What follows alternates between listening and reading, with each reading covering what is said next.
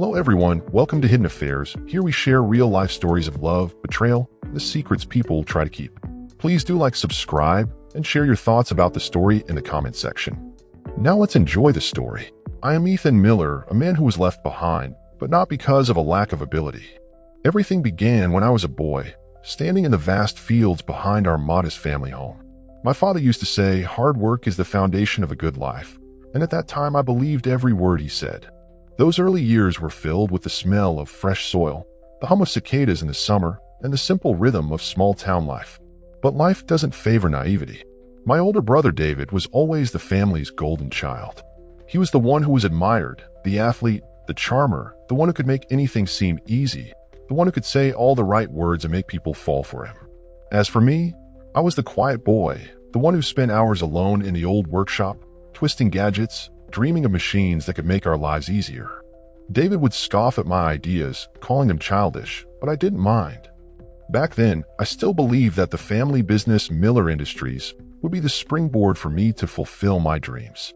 It was a small industrial manufacturing company founded by my grandfather, and I had poured my heart and soul into it since I was a child. From the moment I could hold a wrench, I became part of the company, researching new technologies and creating inventions. By the time I reached my 20s, I had developed a revolutionary drilling mechanism, an invention that would make the company stand out in the industry. My patents were the foundation for the success of Miller Industries, although my contributions were often overshadowed by David's charm. I still remember when I invented an entirely new drilling system. I spent the entire night in the lab, not leaving until the machine worked perfectly. But when I presented this invention to my father, mother, and David, they hardly ever praised me. My father always praised David, saying he was the one with leadership potential and would be the one to guide the company into the future. As for me, I was just a mechanic, never truly recognized. Then came Julia. She was a breath of fresh air in my life. Julia was beautiful, confident, and alluring, and I could hardly believe that someone like her would take an interest in someone like me. I thought I had everything, a wonderful wife, a rising career, and 2 well-behaved kids. But beneath that exterior, everything was slowly falling apart. David began to make secretive moves with Julia. At first, I didn't pay much attention, thinking I was just being paranoid. But then their conversations grew longer, private meetings that couldn't be explained. All of it made me start to feel something was wrong. I remember the day I discovered the truth. I came home earlier than expected and walked into the house. The scene I witnessed, there was like a slap in the face. Julia and David in our very bedroom, exchanging looks full of passion. Suddenly, my world crumbled. It wasn't just that Julia had betrayed me. It was the cold calculation of their actions. David had not only taken my wife, but also schemed to seize control of the company I had poured my blood, sweat, and tears into. And me? I stood there staring at them, not because I didn't feel the pain, but because I didn't know what to do. I couldn't fix it. I turned and walked away. The sound of David's brief laugh echoed in my ears, Julia's meaningless words still ringing in my head. From that moment I knew everything was over. My mother, Elaine, was always gentle, but also stubborn. When I told her about this, she just shook her head, telling me not to make a fuss and to let it go for the sake of the business. Everything can be fixed, Ethan. David is the leader, the one who will help the company grow, she said, as if I were just a worthless son. So I left. All that was left was disappointment, shame, and the mess in my heart. I decided to walk away from this life, not because I couldn't endure it, but because I knew I needed a fresh start. Running away isn't always a choice. Sometimes it's the only thing you can do. I didn't know where to go, only that I had to get out to escape the stares, the words, and my family. Only then could I start over. But it wasn't as easy as that. I couldn't detach myself immediately. At first, I just wandered the familiar streets of the town where I grew up, the old houses, the winding roads, all the places where I had once dreamed big. But now, everything seemed so dull, like a dream that could never come back. I couldn't forget that scene, the sight of Julia and David together. Every detail, every look, every smile between them felt like a knife to my heart. I didn't realize how much I had loved Julia until I saw her betrayal. She hadn't just betrayed me physically, she had also betrayed the trust one had placed in her for all these years. And David, he had stolen not just my wife, but everything I had built, the company I had poured my heart into, my family, everything I had considered my all. My parents, especially my mother Elaine, didn't understand. They only cared about reputation, about David's career, the golden child in their eyes. When I told my mother, she just sighed and told me to not make a scene, that the family needed to keep up appearances and not let anything affect the company. My mother was no longer the woman I had trusted. She had loved David so much that she couldn't even see me anymore, couldn't see everything I had sacrificed. When I couldn't bear it any longer, I walked away. I left it all behind. I didn't just leave Julia and David, but I also left this family, left Miller Industries, the company I had spent my youth building, just to watch David destroy it. Walking away wasn't an easy choice. It was the final decision to free myself. I didn't know what to do with myself, but I knew one thing. I wasn't coming back, definitely not. Even though I had nothing in my hands, no fortune, no company, I still had my inventions, the inventions I had created over the years. They could help me start over. So I found a dilapidated industrial area on the outskirts, a place where I could start with a small workshop, a quiet, peaceful place. I borrowed a small loan from the patents I had registered and got to work. Every day I buried myself in fixing machines and developing new devices. Only work could soothe the pain inside me. I didn't think I could ever start my life over, but gradually I felt a change. I was no longer a failure, no longer David's shadow. I was someone new, someone who could create new things. It felt like I was being reborn step by step. The inventions I created weren't just tools. They were symbols of recovery. It was then that Sarah appeared. She was a strong, independent woman, an environmental scientist. We met at a community event where inventors and tech enthusiasts gathered. We started talking, and I realized she wasn't like anyone I had ever met. She was not only beautiful, but also incredibly knowledgeable, always asking questions that made me think. She looked at me with respect, not because I was a failure, but because she admired my creative ideas. We started collaborating, developing eco-friendly technologies together. Our conversations weren't just about work, but also about life, about the things we had been through. Sarah not only helped me in my work, but she also became a partner who believed in me when no one else did. With her support, I began to rebuild everything from scratch, starting a new company specializing in green technology. And that was when I realized that no matter how badly everything had fallen apart, I could still rise and rebuild. But this change wasn't just about me. One day, Julia appeared again. She came to find me, not to apologize, but to ask for something. When I saw her, I couldn't control my feelings. She came with a different look, no longer with a confident, alluring air she once had, but with a face full of worry.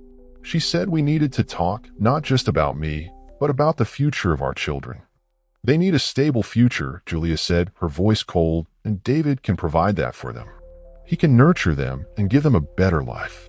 Hearing this, I couldn't hold back my anger. David? The man who had betrayed me? The man who had stolen everything I cherished? She thought I would agree to let him become their father. Do you think you can ask me for something like that? I asked, trying to keep my voice calm. Julia stayed silent for a moment, then continued. We both need to move on. The three of us. I couldn't listen any longer. I stood up, my face as cold as ice. If you think David can replace me, you're wrong. He'll never replace me, whether it's as a father or anything else. She didn't answer, just stared at me for a long while.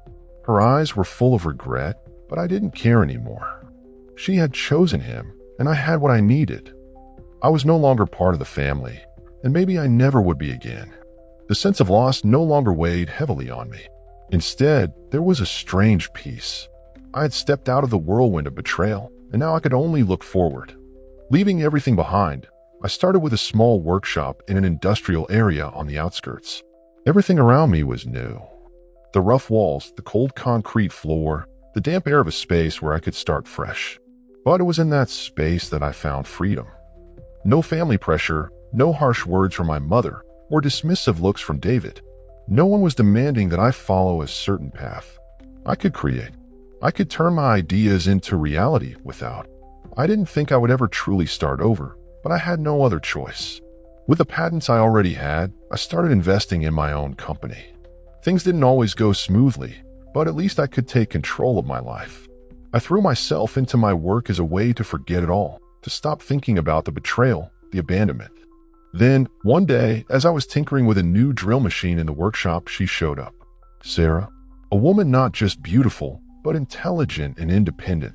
Someone I had never met before. We first met at a tech event where inventors gathered, but at that time I thought we would just exchange a few words about technology. I didn't expect that after that meeting, Sarah would approach me. At first our conversations were about work, about the inventions I was developing, but then we became closer, not just because of work, but because of an unspoken connection.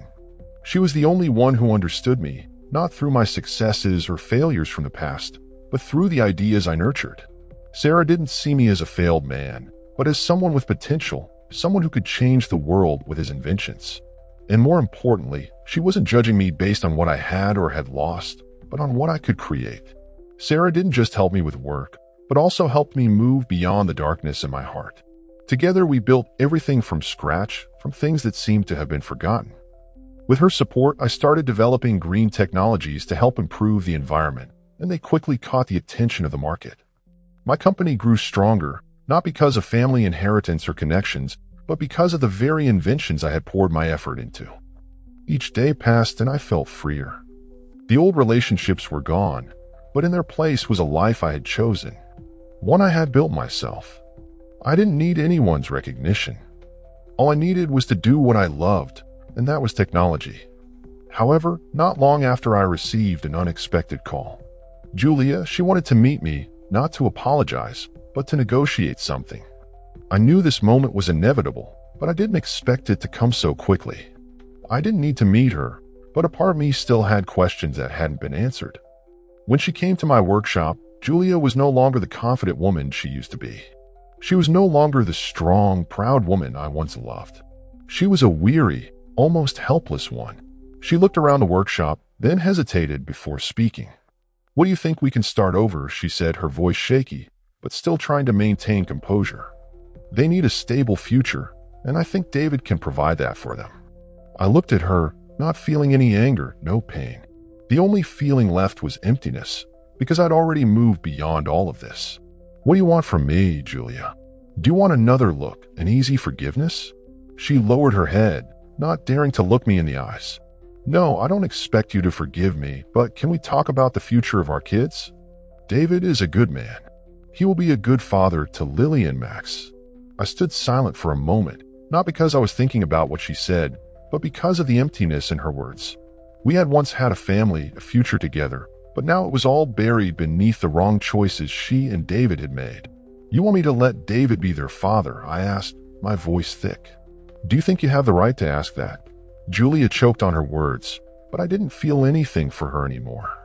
"I just want them to have a stable future." I laughed coldly. "Their stable future, or yours and David's?" She didn't answer, but her eyes told everything. She knew it was too late. Everything couldn't be undone. "I just want a chance to start over," Julia said, her voice weak. "But I can't give you that chance, Julia. I can't give you any chance anymore," I said, then turned away, without a second thought. This life may be full of shocks, distress, betrayal, and pain, but in the end I realized that the most important thing was not how to forgive or continue a wasted life, but how to stand up and live life on my own terms. I didn't need forgiveness. I didn't need sympathy. All I needed was the freedom to do what I loved, and I knew I was ready to start again from scratch. Thank you for listening till the end. If you enjoyed the story, please give a heart in comment section, and don't forget to subscribe for more amazing stories.